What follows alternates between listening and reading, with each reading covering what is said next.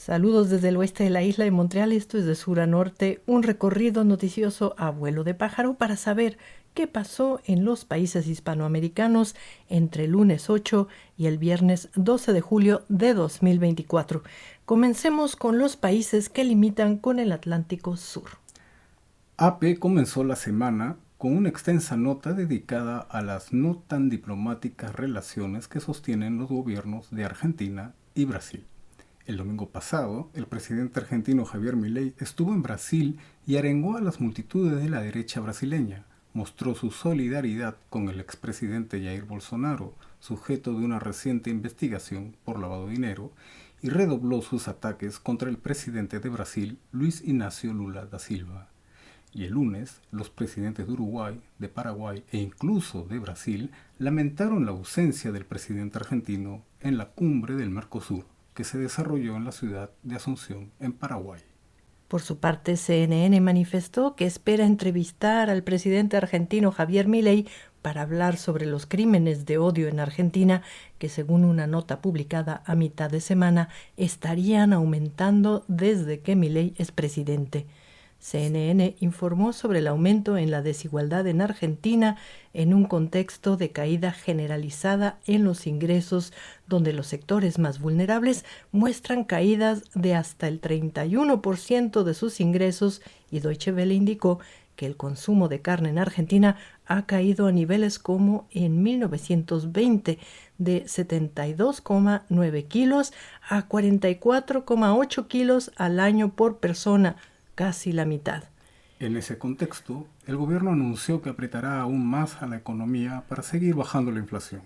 En un país donde los ganaderos están pensando cómo proteger a sus ovejas de las bajas temperaturas y el frío extremo permitió que un pingüino paseara como turista por un congelado centro urbano en la Patagonia argentina. El presidente de Uruguay, Luis Lacalle Pou, recibió la presidencia interina de Mercosur este lunes de manos del presidente paraguayo Santiago Peña. Las primeras palabras de Lacalle Pou estuvieron destinadas al proceso electoral en Venezuela y señaló que hay países que pueden hacer mucho para garantizar un proceso pacífico. El presidente uruguayo también dijo que él sí le da importancia al bloque económico, en clara alusión a la ausencia del presidente argentino Javier Milei. Y al respecto de la labor de la investidura presidencial dijo: nosotros tenemos que ser gente de unión. Ahora subamos por los países mediterráneos. En Paraguay, los cancilleres de los países miembros del Mercosur, Paraguay, Argentina, Uruguay y Brasil, se reunieron el domingo y tras reconocer las dificultades de establecer un acuerdo comercial con la Unión Europea, concluyeron que es mejor enfocarse en generar acuerdos comerciales con socios o bloques económicos con espíritu de apertura. El lunes, todos los presidentes de los países miembros de Mercosur, salvo el de Argentina, Javier Milei, estuvieron presentes para la incorporación de Bolivia como un nuevo miembro de este bloque económico sudamericano. En Bolivia, Evo Morales insiste en afirmar que el intento de golpe de Estado fue un montaje elaborado por el presidente Luis Arce, un show bien armado, aseguró en una entrevista con la periodista mexicana Carmen Aristegui durante la semana. A nivel internacional, somos una burla. ¿Qué clase de golpe es este?, se preguntó Morales desde la radio Cauchazuncoca, para luego afirmar que el golpe se lo han dado al país, que sigue sumido en una profunda crisis política y económica. El expresidente boliviano Carlos Mesa se sumó a los escépticos esta semana y dijo que esto es lo más parecido a un autogolpe que haya visto. Por lo pronto, el gobierno del presidente Luis Arce sigue con la persecución de los golpistas y esta semana capturaron al activista de derechos humanos Fernando Hamdan. Infobae explicó en la semana que en el país altiplánico existen 278 presos políticos. En las calles de la capital, la ciudad de La Paz, los seguidores de Evo Morales y Luis Arce se enfrentaron y el alcalde, Iván Arias, terminó recibiendo una pedrada. La violenta multitud rodeaba las instalaciones del Tribunal Supremo Electoral, lugar donde los representantes de los partidos se reunieron para ponerse de acuerdo con miras a las elecciones presidenciales del 2025. Oscar Hassenteufel, presidente del Tribunal Supremo Electoral, había declarado que iban a priorizar las elecciones judiciales mismas que debieron realizarse en el 2023. Todo está demorado en el país. Finalmente, el presidente de Brasil, Luis Ignacio Lula da Silva, anunció su interés de reemplazar a Argentina como principal comprador del gas boliviano. CNN explicó que en septiembre vence el acuerdo comercial entre Bolivia y Argentina, y Brasil necesita 40 millones de metros cúbicos de gas al día. Recorramos la costa del Pacífico. El gobierno de Chile envió una protesta diplomática al gobierno colombiano luego de que el presidente de Colombia, Gustavo Petro, pidiera la libertad de Daniel Jaude, exalcalde de Recoleta y excandidato presidencial del Partido Comunista, que se encuentra en prisión preventiva acusado de corrupción. Alberto Van Claveren, ministro de Relaciones Exteriores de Chile, manifestó que es una falta de respeto que Gustavo Petro no reconozca la trayectoria democrática chilena y el Estado de Derecho que impera en el país. El miércoles comenzó la huelga de trabajadores de Walmart Chile. Representantes de los trabajadores indicaron que las conversaciones con la empresa no llegaron a buen puerto. Los medios explicaron que la medida mantuvo 75 tiendas cerradas y 82 funcionaron de manera parcial. Son 14.000 trabajadores que piden un ajuste inflacionario en sus salarios, además de beneficios. La ministra de Seguridad Pública, Carolina Toa, anunció el miércoles que lograron rescatar con vida a un trabajador minero que estuvo atrapado 2 días luego de un derrumbe en la mina Pampa Camarones en Arica, al norte de Chile. Finalmente, los chilenos que viven en el sur del país no dejaron de admirar el mar congelado como consecuencia del intenso frío que mantiene la temperatura en bajísimos récords históricos. En el Perú, los arqueólogos que remodelaban las murallas de la preincaica ciudad de Chan en la norteña ciudad de Trujillo encontraron los restos de personajes de alto rango de la cultura chimú invadida por los incas alrededor del año 1400. Los indicios apuntan a que estas personas habrían sido ejecutadas, según explicaron los arqueólogos. La presidenta del Perú, Dina Boluarte, defendió en una carta enviada a la Comisión Interamericana de Derechos Humanos la ley de prescripción de crímenes de lesa humanidad cometidos antes del 2002, que beneficia al entorno del expresidente Alberto Fujimori. El jueves, la Fiscalía peruana anunció que formalizó 18 investigaciones contra 154 militares y policías por las 267 muertes o lesiones sufridas por los ciudadanos que protestaron entre 2022 y 2023 contra el encarcelamiento del presidente Pedro Castillo y la designación de Dina Boluarte como presidenta por el Congreso. Esta semana también se supo que el gobierno peruano entregará 11 cuerpos a sus familiares. Se trata de víctimas de la matanza de Putis, realizada entre 1983 y 1985 por militares. El total de ejecutados ascendería a 184 y la Fiscalía peruana sigue buscando los restos según la recomendación de la Comisión de la Verdad y Reconciliación. Y luego de 22 años y a 5.200 metros sobre el nivel del mar, encontraron el cadáver de un escalador estadounidense enterrado por una avalancha en su ascenso al Huascarán. Sus 2 amigos también murieron en esa ocasión y ahora solo falta recuperar un cuerpo. La Cordillera Blanca, como se conoce a esta zona montañosa del departamento de Ancash, ha perdido el 27% de sus glaciares en las últimas décadas, permitiendo este tipo de descubrimientos. En Ecuador, una nota de AP publicada el lunes informó que una corte emitió un fallo el domingo donde declara que la contaminación viola los derechos del río Machángara.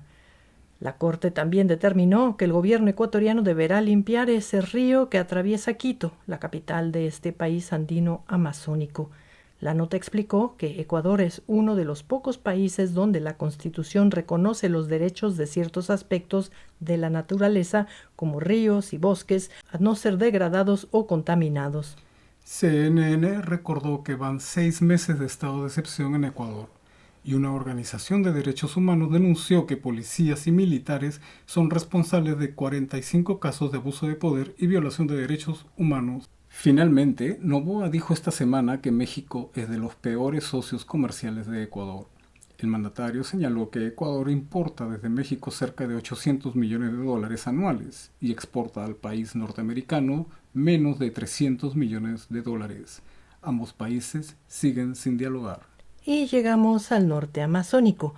En Venezuela, María Corina Machado declaró que espera una transición tranquila luego de las elecciones que, según ella, ganará su candidato, el ex embajador Edmundo González Urrutia. Por su parte, González Urrutia comenzará a alojarse en casas de familia e incluso llevará sus propios alimentos de gira, luego de que varios restaurantes donde fue atendido en lo que va de su campaña han sido cerrados u hostigados por las autoridades venezolanas. En Colombia, Gustavo Petro insistió en la semana en la necesidad de una reforma constitucional para adaptarla a los lineamientos del acuerdo de paz firmado en 2016 con las guerrillas de las FARC. Esta misma semana, el presidente Petro pidió que el Consejo de Seguridad de las Naciones Unidas considere brindarle más tiempo al gobierno colombiano para cumplir con el acuerdo de paz. La Unión Europea respaldó la petición presidencial, al igual que el Consejo. Salvatore Mancuso, líder paramilitar que fue extraditado desde Estados Unidos luego de cumplir su condena de narcotráfico, salió en libertad en Colombia en su calidad de colaborador para la paz y llamó aliado de guerra al expresidente Álvaro Uribe a la hora de invitarlo a trabajar para la pacificación del país. Esta semana, la vicepresidenta de Colombia, Francia Márquez, sufrió un nuevo atentado. Uno de sus vehículos de seguridad recibió el impacto de un proyectil. Esto ocurrió en el Valle del Cauca, donde la vicepresidenta se desempeñó como activista para la protección del medio ambiente. Finalmente, esta semana el gobierno de Gustavo Petro anunció un tercer remesón ministerial, es decir, cambios ministeriales para reparar errores y resolver problemas estratégicos, como dijo el presidente, que busca un mayor compromiso con los cambios sociales y económicos que propone su gobierno. Ahora pasemos por Centroamérica y el Caribe. En Panamá, miles de trabajadores que perdieron su empleo luego de que cerrara la mina de cobre operada por la empresa canadiense First Quantum Minerals le piden al nuevo presidente José Raúl Mulino un plan de reinserción laboral. Los trabajadores dicen que fueron engañados y abandonados por el anterior gobierno. Son más de 7.000 empleados que esperan una solución. Alrededor de 1.500 siguen realizando labores de mantenimiento en el sitio minero que a principios del año y luego de protestas en todo el país, las autoridades judiciales panameñas ordenaron el fin de las operaciones de lo que fuera la más grande explotación de cobre de este país.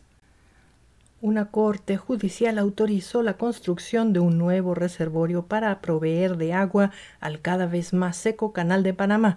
La obra estará lista en 6 años. Finalmente, el alcalde de la ciudad de Panamá, Mayer Misrachi, el alcalde influencer, ofreció pagarles pasaje y estadía a los turistas afectados por las protestas antituristas desatadas en Barcelona, España.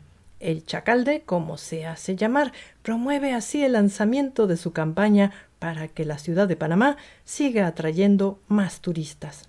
En Cuba, el pollo, la leche y el aceite son algunos de los productos que ahora tienen un tope máximo de precio, medida encaminada a combatir la inflación en la isla según los medios.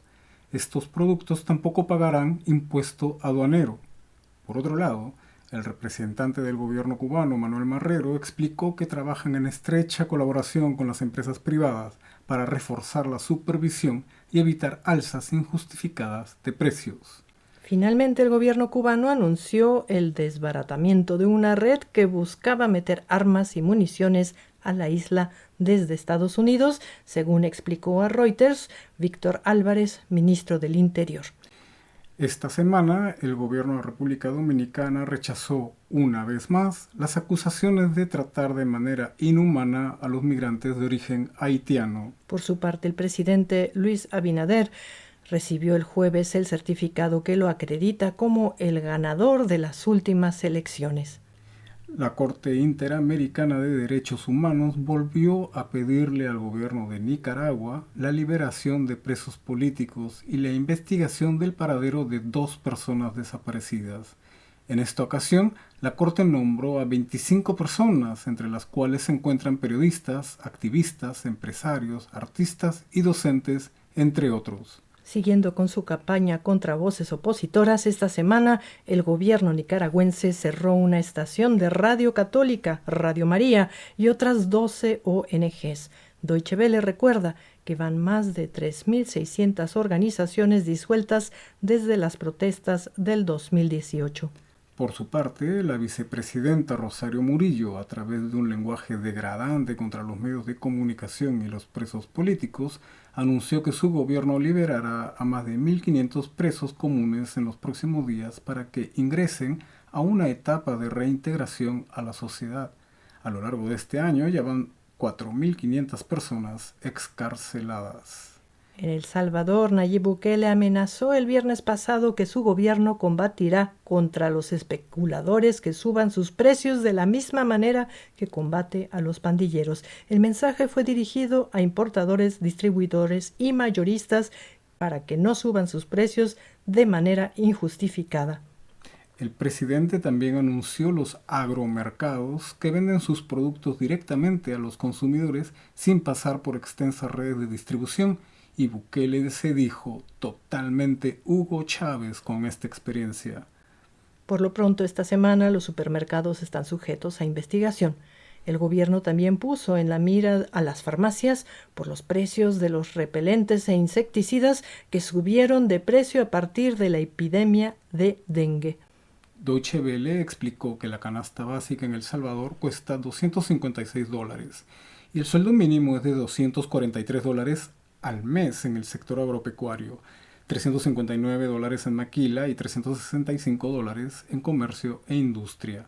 En la semana varios medios siguieron dando cuenta del ataque a los derechos humanos en El Salvador. Al menos 261 personas habrían fallecido a manos de las fuerzas del orden salvadoreñas durante el estado de excepción. Según una nota de AP, en la prensa canadiense, el gobierno de Bukele es acusado de masivos atentados a los derechos humanos y existe preocupación por el trato que reciben las mujeres embarazadas en prisión. Guatemala se encuentra en estado de calamidad, según la declaración emitida por el gobierno de Bernardo Arévalo, que deberá paliar las necesidades de los damnificados e iniciar reparaciones en las zonas afectadas por las lluvias de las últimas semanas. El lunes, Arévalo esperaba que el Congreso ratifique la declaratoria de calamidad para destinar fondos a las labores de reconstrucción por un plazo de 30 días. Por otro lado, varios medios informaron que siguen sumándose las condenas contra la exfiscal anticorrupción Virginia La Parra, quien se atrevió a realizar diversas denuncias contra funcionarios en el gobierno del anterior presidente guatemalteco. Finalmente, esta semana se realizaron marchas en diversos puntos de Guatemala para protestar contra el alto costo de vida y contra la fiscal general Consuelo Porras. Deutsche Welle explicó que el salario mínimo en Guatemala es de $445 mensuales y el costo de la canasta básica llega a $270 mensuales. Y llegamos al norte, México. Deutsche Welle informó que el lunes la ciudad de Acapulco fue el escenario de un ataque con explosivos contra la estación de la policía estatal. Según la agencia noticiosa alemana y otros medios, Acapulco vivió un fin de semana particularmente violento en el contexto de esta larga guerra donde el gobierno mexicano y los cárteles criminales luchan por imponer su orden en las distintas regiones de este país. En el norte mexicano, en Baja California, esta semana asesinaron a una dirigente de la industria pesquera luego de quejarse de que su sector sufre la extorsión de grupos criminales vinculados al narcotráfico. La dirigente también habría denunciado malas prácticas de pesca que afectan al medio ambiente o que no cumplen con leyes laborales. Las autoridades dijeron, según AP, que están investigando este caso con mucho rigor porque son muy estrictos en el control de las buenas prácticas en la actividad pesquera. AP también indicó que las autoridades no están investigando la denuncia de la extorsión por parte del crimen organizado por carecer de pruebas o denuncia formal. En otro tema, Estados Unidos y México se pusieron de acuerdo para evitar que el acero y el aluminio de procedencia china ingrese a Estados Unidos enmascarado de mexicano. A partir de ahora, todo producto de acero o aluminio de procedencia mexicana deberá pagar 25% de tarifa arancelaria. Para evitar el pago, los comerciantes deberán confirmar que efectivamente el acero y aluminio se produjo en México. Por su parte, México prometió que elaborará programas de rastreabilidad para el acero y el aluminio que ingresan a este país. En otra nota, el empresario argentino Carlos Ahumada será deportado a México, según anunció el gobierno del país sudamericano. Ahumada es buscado por las autoridades mexicanas por su papel en un escándalo de financiamiento ilícito de funcionarios vinculados a Andrés Manuel López Obrador cuando gobernó la Ciudad de México.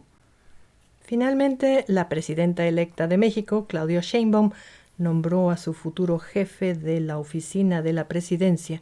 Se trata de Lázaro Cárdenas Batel, hijo de Cuauhtémoc Cárdenas, que gobernó la Ciudad de México, y nieto de Lázaro Cárdenas del Río, expresidente mexicano, que sentó las bases del México que ahora conocemos. Estados Unidos tiene un nuevo enemigo, el Tren de Aragua, grupo delincuencial de origen venezolano que esta semana el gobierno de Joe Biden declaró como organización criminal transnacional. Por lo pronto, ya comenzaron a anunciar las recompensas de hasta $12 millones por la captura de los principales líderes de este grupo.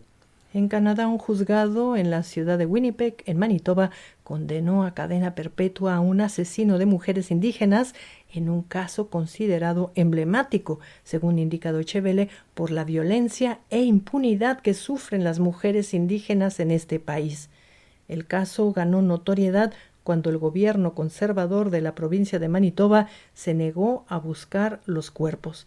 Luego, en 2023, Webb Kinef fue elegido el primer gobernador indígena de Manitoba y este año comenzará la búsqueda de los cuerpos de las víctimas. Finalmente, el equipo de fútbol de Canadá llegó a cuartos de final en su primera participación en la Copa América. Este sábado enfrentará a Uruguay para definir si queda en el tercer o cuarto puesto de este torneo americano. Y finalizamos con el dato de la semana. Uruguay, junto con Canadá y Estados Unidos, es el país con la economía más sólida del continente americano, según el último informe del Banco Mundial comentado esta semana por el periódico La República. El PBI per cápita de Uruguay supera los $18.000 y con esto prácticamente duplica la cifra mostrada por países como México y Brasil. A Uruguay le siguen Panamá y Chile con $15.000 y $14.000 de Producto Bruto Interno per cápita. Haití y Nicaragua se encuentran en el fondo de la tabla. Y así finalizamos nuestro recorrido de sur a norte. Desde el oeste de la isla de Montreal les deseamos un buen fin de semana y nos escuchamos hasta la próxima.